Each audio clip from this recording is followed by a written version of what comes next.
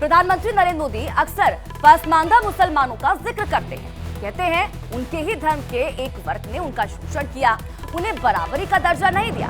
अब बीजेपी पसमानदा इसलिए सम्मान यात्रा निकालने जा रही है। अब ऐसे में सवाल उठता है कि आखिर कौन है पसमानदा और बीजेपी के एजेंडे में पसमानदा इतना अहम कैसे हो गया।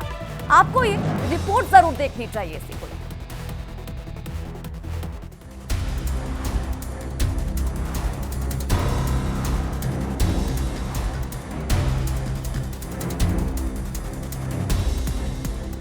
वोट बैंक की राजनीति करने वालों ने हमारे जो पसमानदा मुसलमान भाई बहन हैं, उनका तो जीना भी मुश्किल करके रखा हुआ है।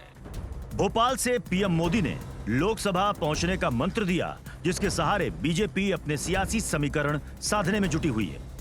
तभी तो बहुसंख्यक पसमानदा मुस्लिमों के बीच कलाम को आदर्श के रूप में स्थापित करने के लिए बीजेपी मुहिम शुरू करने जा रही है।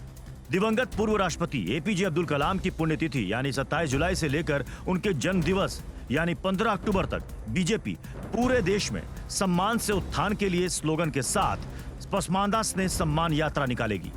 ये फैसला बीजेपी मुख्यालय में हुई बीजेपी अल्पसंख्यक मोर्चा की बैठक में लिया गया। मुस्लिमों के अलावा बाकी अल्पसंख्यकों के बीच भी बीजेपी की ये यात्रा पहुंचेगी।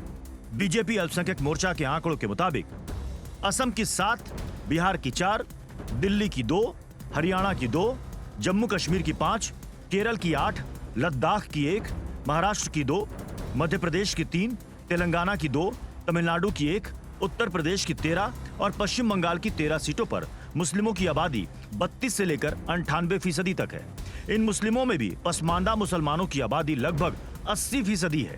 वोट बैंक की राजनीति करने वालों ने हमारे जो पसमानदा मुसलमान भाई बहन हैं, उनका तो जीना भी मुश्किल करके रखा हुआ है। वो तो तबाह हो गए, उनको कोई फायदा नहीं मिला है। वे कष्ट में गुजारा करते हैं, उनकी आवाज सुनने के लिए कोई तैयार नहीं है।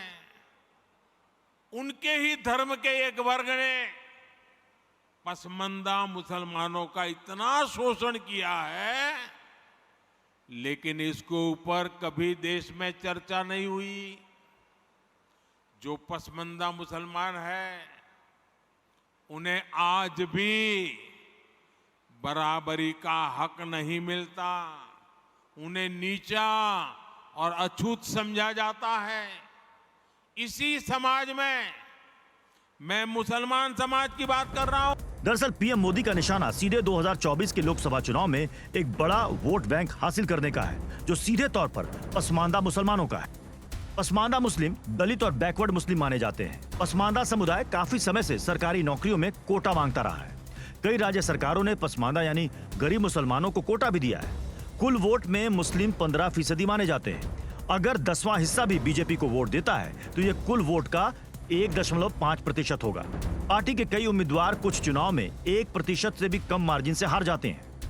आंकड़ों के हिसाब से ये वोट बैंक लोकसभा की 100 से ज्यादा सीटों पर अपना प्रभाव रखता है।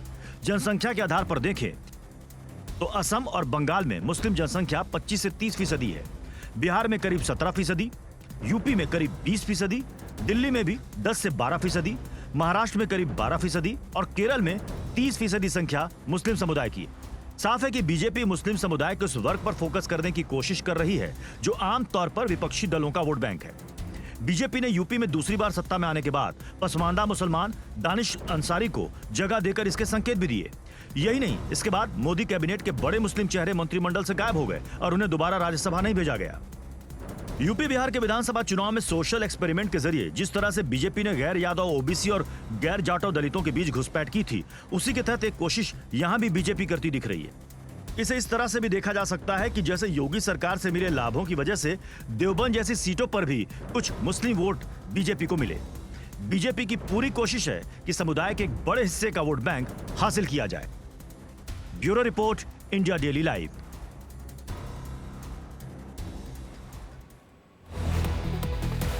और इसी के साथ ही हमारी इस खास पेशकश में फिलहाल इतना ही। ध्यान रखेंगे एक छोटे से ब्रेक के लिए। ब्रेक के बाद भी खबरों का सिलसिला लगातार जारी है।